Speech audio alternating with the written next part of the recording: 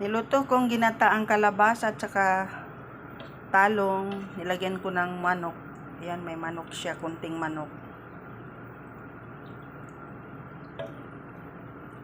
Nadurog, na overcook. Ayan siya, may manok siya. Gusto ko nang may sabaw. Ayan, kalabasa, may manok. Ginataang manok na may kalabasa at talong. Ayan.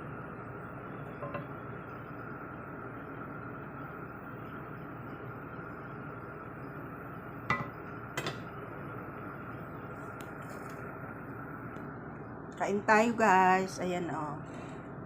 Natuyuan. Kalabasa, talong, manok, ginataan. Bumili ako ng powder na coconut milk na powder. Thank you for watching. God bless. Bye-bye.